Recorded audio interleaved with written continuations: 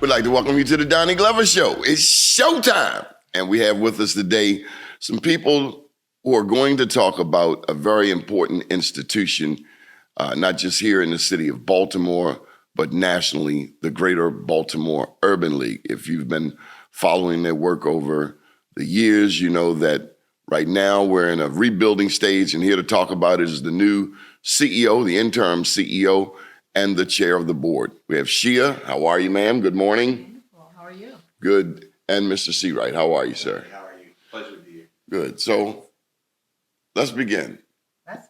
Where are we? What's your role? So, Shia Rice. Shia Rice. Are you from Baltimore? Born and raised all my life, Northeast Baltimore. What high school? Lake Clifton. Yes, the best high school in Baltimore. Okay, I just had to check your certification. Yeah. I am the interim CEO at the Greater Baltimore Urban League, and I've been there since March 2021. So I'm coming up on 5 years at the Urban League in March. And so my focus here at the Urban League has been about restabilizing the organization, restoring trust, and recentering our mission. Yeah. Are we still located at 512? Yes, we're still located at 512. As you know, Donnie, with COVID and everything that's happened over the years, we did have obviously a work from home schedule, but we are pushing to get everybody relocated into space that we own. Definitely. Absolutely. People always ask about the Underground Railroad. That's all. It's just my favorite piece of history. Yeah. Absolutely.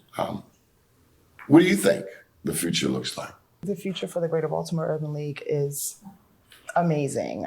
At the Urban League, we've been under transition for the last 2 years, that we are stronger than we've ever been right now. Our governance and policies are strong. We've strengthened our bylaws. We've identified the roles on the board. Man, Okay. I'm so proud of where we are operationally. We have some very good representatives on the board. We have BGE represented on board and some very esteemed organizations throughout the city that are representing our board at this point.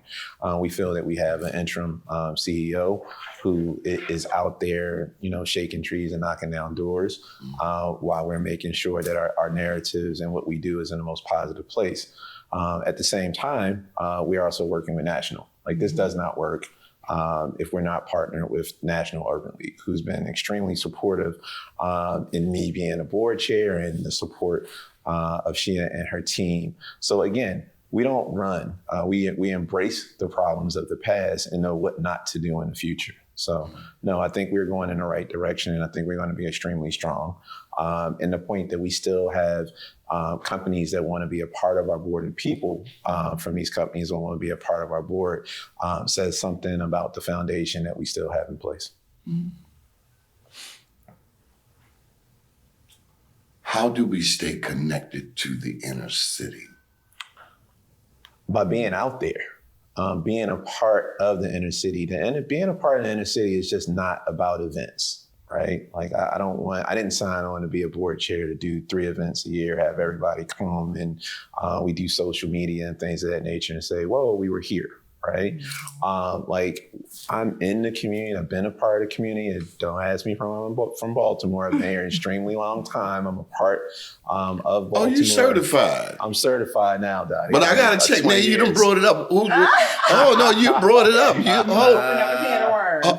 I knew he was going to get me anyway, so I was just open to it. No, I'm originally from Philly. We love Philly. Yeah. It's just a Philly. bigger version of Baltimore. I love Philly. It is. Architecture and everything is just a bigger version of Baltimore. But I'll tell you this, what I embrace of being the same is how I came up in the inner city Philadelphia. Mm-hmm. And I seen the ills of the community. I seen where you need help. I was lucky to have 2 functioning parents of my own, but a lot of my friends didn't have that. So I grew up in it, right? For lack of a better term. So I embrace all of this, right? Yeah. I embrace how do we get kids employed. I embrace how do we get adults in a condition of the right mental capacity to work in the community, to be a part of the community, and not turn your back. Like, I'm not here because people didn't give me a chance. There was people that took chances on me coming out of the inner city where they didn't have to. They could have just judged me and stereotyped me like everybody else. But they gave me an opportunity. And to this day, I always want to make sure that I walk that back in our community, my community, and put it back. And I think that's what I'm here for with the Urban League, to make sure that we are substantial in the community. We mean what we say, we do what we mean in our word, and we keep our word to the community. What's the mission? Economic empowerment for African Americans and other minorities through civil rights, parity, and power. So help me out. Last night we went to the state of Black Baltimore, and there was a lot of conversation around minority business enterprise. I kind of don't see that as Black business. I see Black business as the funeral directors, the beauty salons, the barber shops, the people who provide various services, landscaping and carpentry or electrical, not just contracts from a government that insists that I call myself a minority when I know that internationally I'm anything but. And it just has a certain stigma, and I got to prove that I'm Black.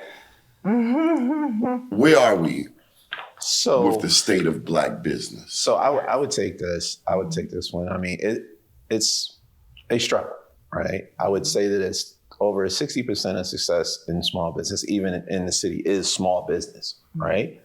We are going to embrace that as the Urban League, right? There's only so many whales, right? And I won't use anybody's name, but there's only so many huge developers. You can chase whales all day, and you have to, as a city and whatever, you have to do that. You need certain areas in your city to be moving and striving forward. However, you can never forget the barbershop, the funeral director, the car wash. We can go on and on and on.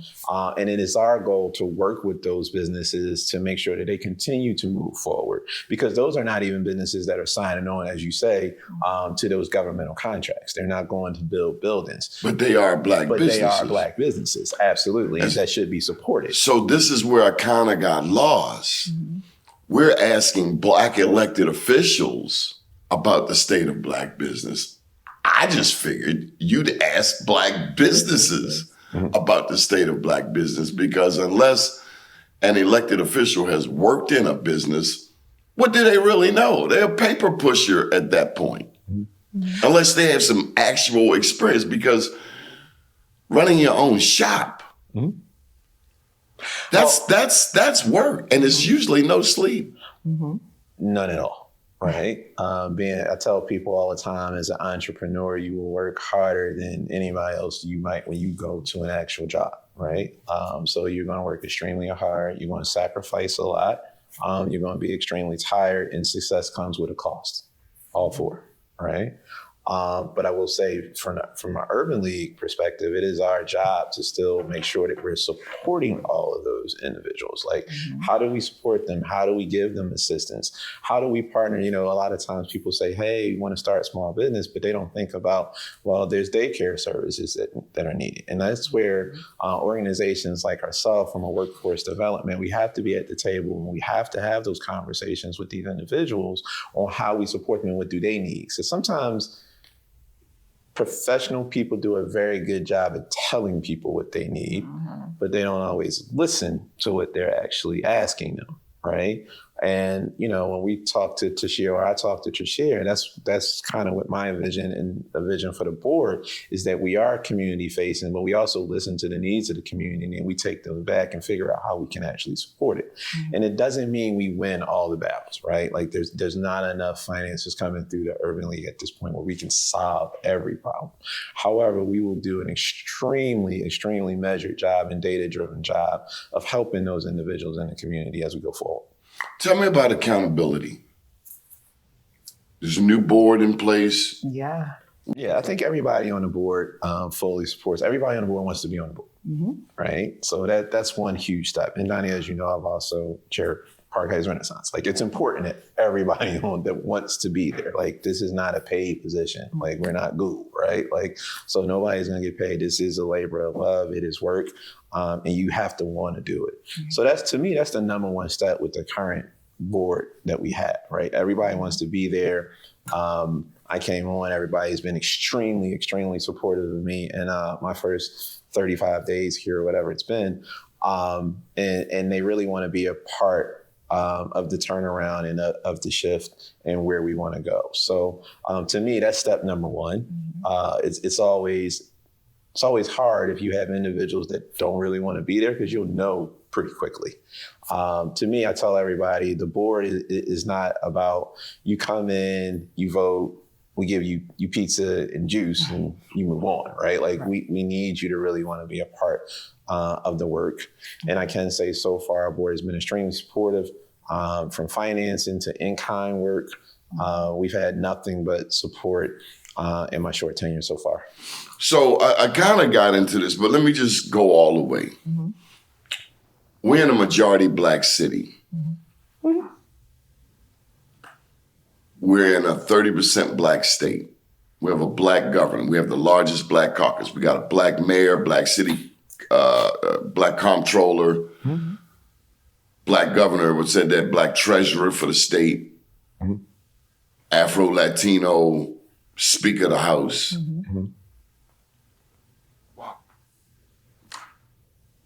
Why aren't we more Trumpish? Why aren't we just saying, send that business there? Hey, she has got a business, send her business. Because that's what they do. Why do we have to play? You knew it was coming. I tried to play nice. Why are we asking? I knew it was coming. We got $2 trillion in annual disposable income. Why are we acting like beggars sitting on bags of gold? Well, that was a Kwesi line, and I'm sure he got that from somewhere else. But we're like beggars sitting on bags. We have $2 trillion. That's like the 10th largest economy on planet Earth. Why are we asking anybody for anything? Why aren't we just circling up? I'll take it. No problem.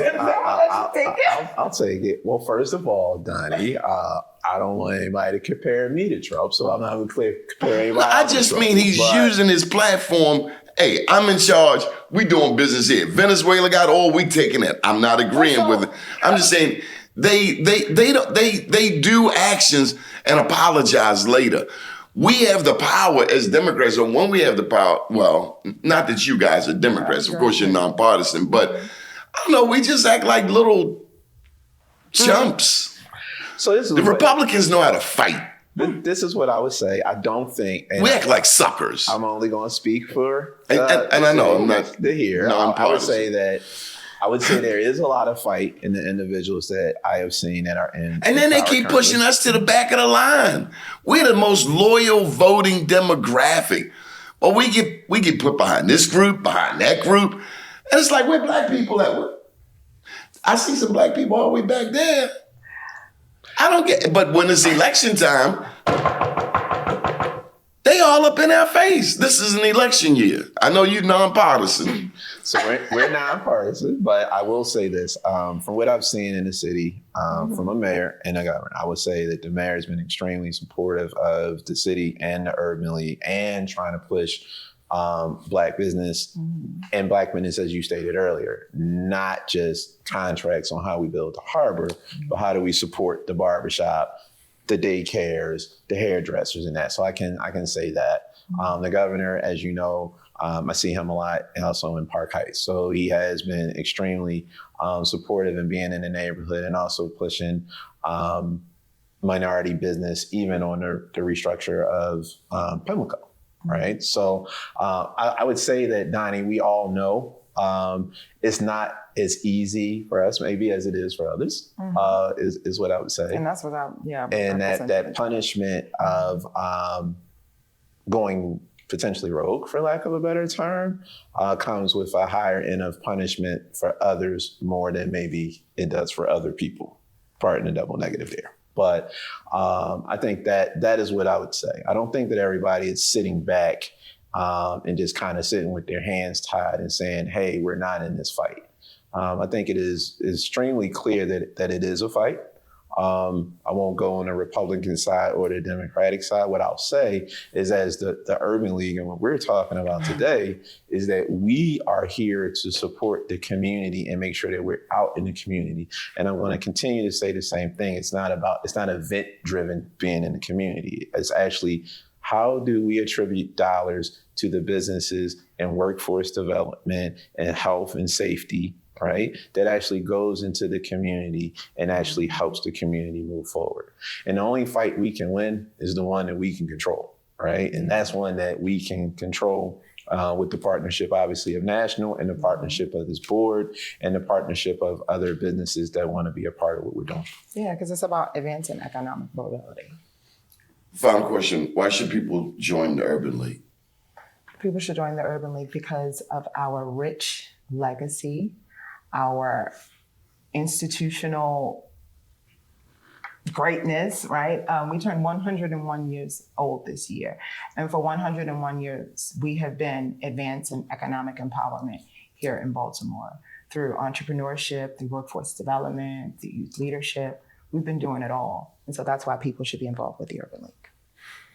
For me, we're going to win. I don't care what you heard before. I'm competitive, and we're going to win. You're competitive. I was extremely. We heard it. You play ball or something? I've played ball for years, Dottie. I didn't stop until last year. Oh, what kind of ball? Basketball? Basketball, yeah. So he would probably be really interested to know about what you told me about the basketball league. Yeah. You can play? I'm out now. I popped 2 Achilles. No. I'm out now. You could play? Yeah, I did. What position? The 2 and the 3. And you only know those if you really play. Okay. But yeah, so no, I love it. Baltimore's a basketball town. Yes, I'm around a lot of the people that we try to support that are doing things here for basketball. Maybe we could do a celebrity ball game. I like it. Absolutely. We're going to raise some money for the Urban League. I got mad love. I can't let you go without asking, have you guys talked to J. Howard Henderson? I have reached out to Mr. Henderson. I have not yet talked to Mr. Henderson. Mr. Henderson, he's got to get in touch with. Yeah, he's on vacation. He said he's on vacation. Don't bother me. I can't go. But we love J. Howard. In retirement mode, okay? Yeah, we're gonna change all of that. Yeah, for sure.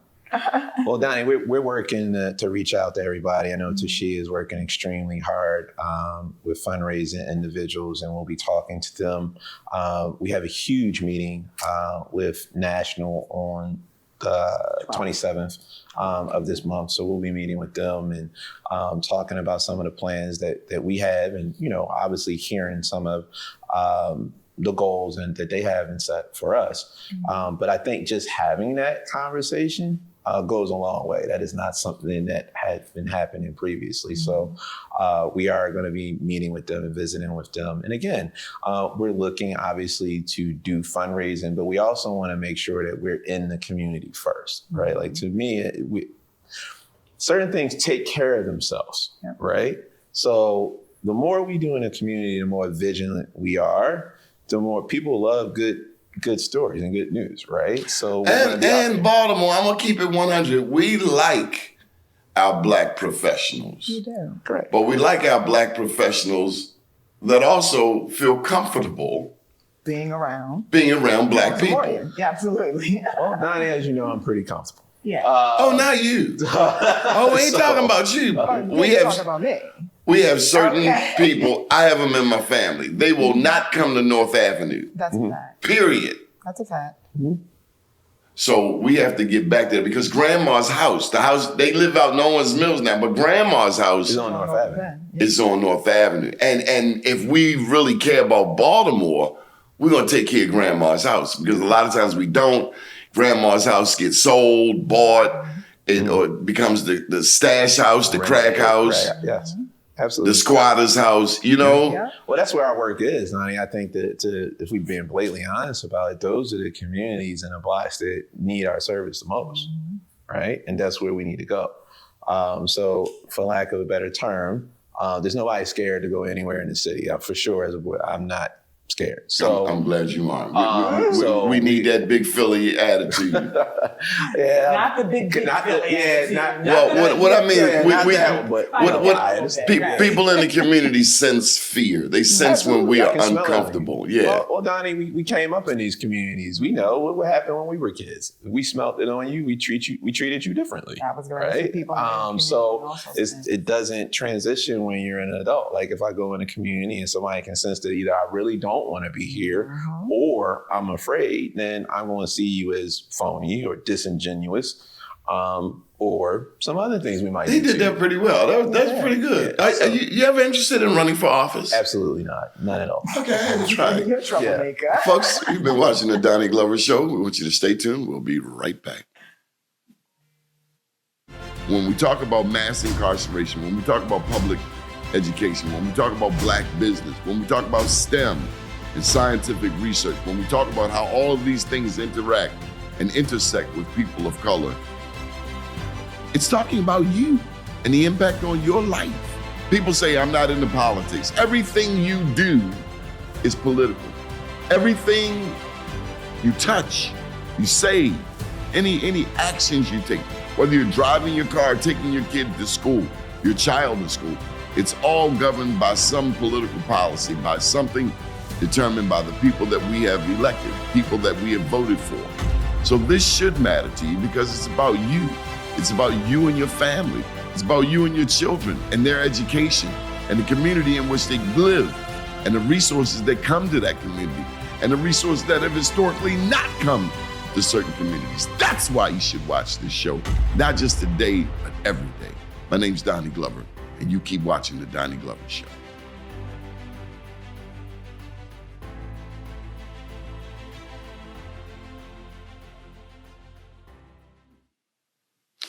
We'd like to welcome you back to the Donnie Glover Show. Listen, we've talked about the Greater Baltimore Urban League. Now, we're going to talk a little bit more about it, and here to do that is Kobe Smith. How are you, Kobe? I'm doing well. How's New Year's? New Year's is good. What's your title? My title, I'm actually the president of the Greater Baltimore Leaders Association and one of the board members of the Greater Baltimore Urban League. How's that feel?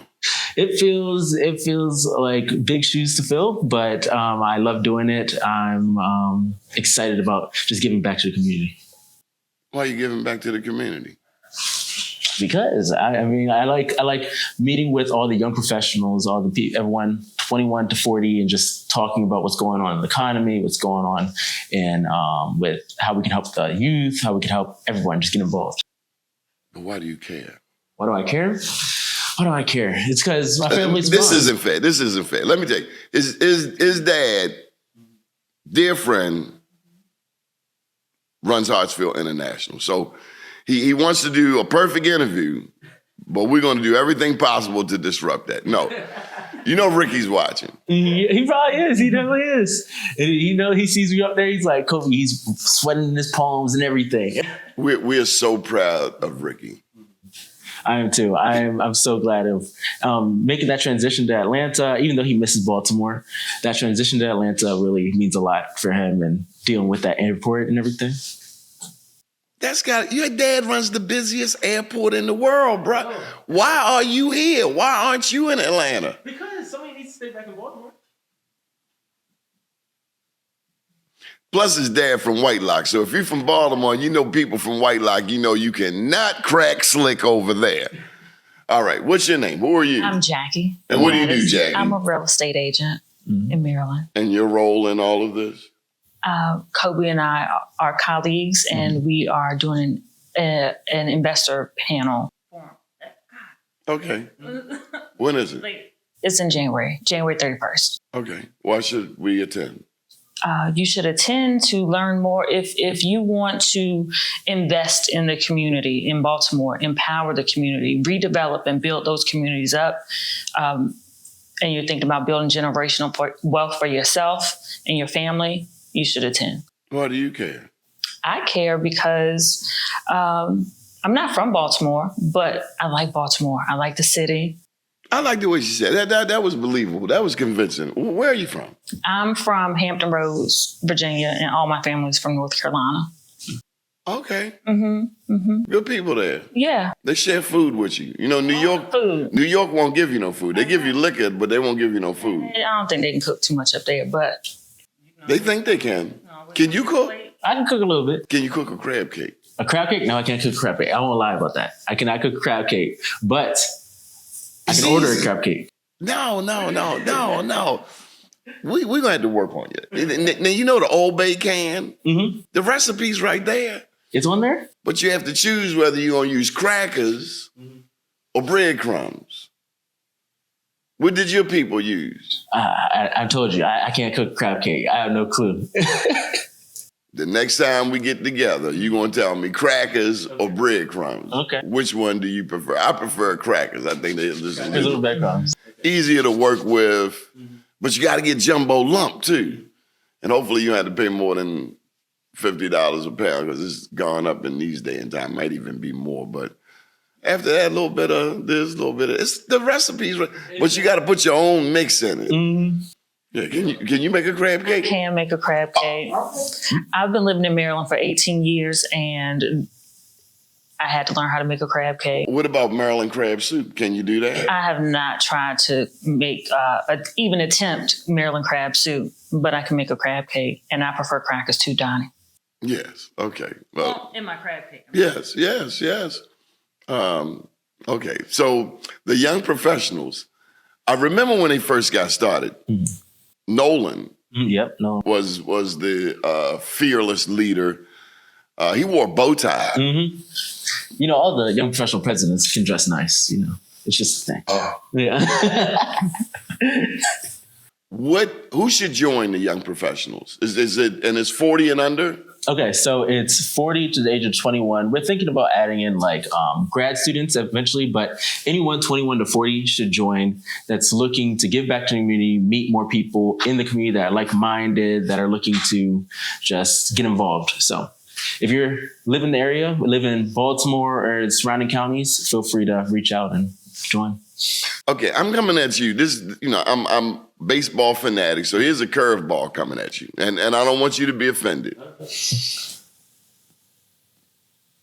Are the young professionals? Is it for everybody? Do you have to make a certain amount of money? Do you have to go to a certain school? Is it bougie, or is it really roll your sleeves up and get in where you fit in? It's really roll your sleeves up. You don't need to have gone to a certain school. You don't even need to have gone to college to be part of the young professionals. Not a certain fraternity. Exactly. No, it's not like that at all. It's just people that are looking to meet other people in the area and try to grow together. So we're at a point as young professionals in that age group where it's where we're transitioning, we're becoming professionals in our workforce. So we're trying to figure out how we can do that together. And it allows us to network with people that are in the same position as us. Okay, now I have the biggest assignment. What's next? How do people become a part? Where do you want people to come out to? What's the call to action? Mm-hmm. So it's the Real Estate Investor Forum. On January 31st, we're going to do it at the Patterson Park Library at 1 p.m. So it's a Saturday? It's a Saturday. Yes, Saturday. If you're available, come out. We'll be talking about 3 panels. The funding, there'll be a panel for funding. So any questions you have on getting the deal done, because some people may not invest yet. They're thinking about it. So there'll be a panel there to give information on funding. Mm-hmm. There's a panel there on investors that have already done it. So they're going to provide their wealth of knowledge to whoever's interested in taking that walk. And then the third panel will be a panel of professionals, contractors, designers, architects, to just answer basic questions on getting a house ready, those things. What about building a house from the ground up? Is that covered? Yes. So the panels with the investors will be focused on development and turning rental properties. We have developers that own blocks in Baltimore speaking. We also have developers that have one property or just rental properties that they're developing. So you'll learn about ground up development and rental properties investing. I got to ask you this. The significance of a dad in your life? It's very important. My dad is extremely important in my life. He's somebody that I could look up to and like drive, like that I can strive to be like, and also strive to be better than hopefully one day. But it's extremely important having him around. With him being your dad, does that hold you to a higher standard? I think so. But I feel like I'm comfortable with that. And it's like everywhere I go, people know about him. People know who he is. So it's nice to like felt like I'm like, whenever I walk in a room, I feel like I'm family already because people already know who he is. So it's, so then I'm able to walk in and show people what I can bring to the table in my way. But you have to hold your own for yourself. Exactly. Mm-hmm. He gets you in the, that'll get you in the door, but is what you do. Any advice to young men? We live in a city where young men are quite often on the 6 o'clock news. Violence, crime, drugs, etc. Any advice to young men out there in our community? My advice for young people, young men my age, right now. The biggest piece of advice, 18 years old, just got out of college, the biggest piece of advice you could give them. So at this point, figure out if you want to be in real estate, if you want to be in tech, figure out what you want, and then put together a plan to get there. Your biggest advice to young people, 18 years old, just getting out of high school.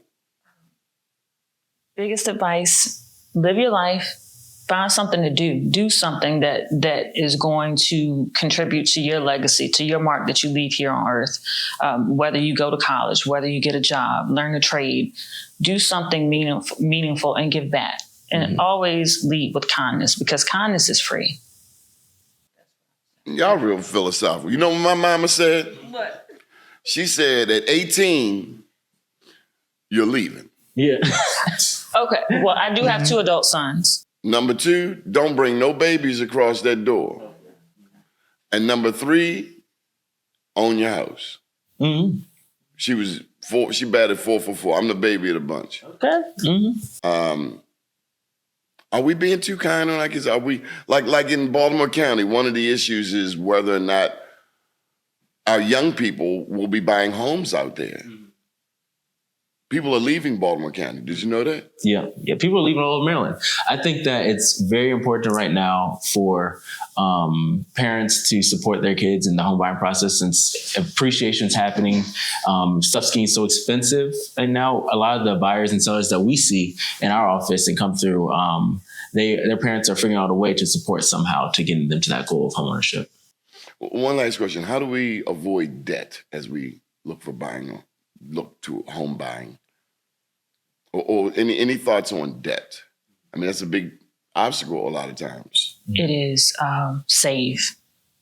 Put something aside. You need to save as much as you can. And don't live beyond your means. I also feel like there's good debt and there's bad debt. Home ownership is a way to generational wealth. It's going to appreciate as you live in that home, especially in Maryland. So if you're going to take out a loan, which is a lot of route that a lot of people take, if you're going to take out a loan, try to get as much down payment down as you can. Try to make sure that your mortgage payment is something that you can actually afford per month. And you could also, there's grant programs out there that you can take advantage of. So make sure you look into those. What about student loans? Does that stop people from getting a house? There's also a Maryland mortgage program, has a program that focuses on down payment assistance that will help you pay down your student loans. Really? Mm-hmm. What's the name of it? It's through the Maryland mortgage program. So I'd recommend come to our seminar and you can meet some lenders and they can explain exactly what programs and how you can go about qualifying for that. Okay. Any final thoughts? I think that's it. Yeah. Come to the event. Exactly. Learn more. Okay. Called the Real Estate Investor Forum. Good deal. Own that land because they're not making any more of that. Right. Mm-hmm. All right. You heard it, folks, right here. We've been talking with the Greater Baltimore Urban League today. And stay tuned. We'll do a recap in a moment. Listen, we thank you for joining us today. We're talking with the Greater Baltimore Urban League. I love the Greater Baltimore Urban League. My first office was there way back in 2002. And while there are all kinds of challenges that we have to deal with, it is important that we have an institution like the Urban League. I got to tell you, besides that Underground Railroad passage in that building, my other favorite part is this beautiful mural of Araminta Ross. Do you know who Araminta Ross was? Her nickname was Minty. She was from the Eastern Shore, and she was the greatest freedom fighter ever in America. Well, if you don't know, that was Harriet Tubman, and her painting is right there at the Greater Baltimore Urban League. Do check out BMORENews.com, the news before the news. Also check out STEM City USA. Thank you to Dr. Tyrone Tabor, our fearless leader of Career Communications Group, as well as our super producer, Mr. Bryan Davis. My name's Donnie Glover, and we'll see you next week.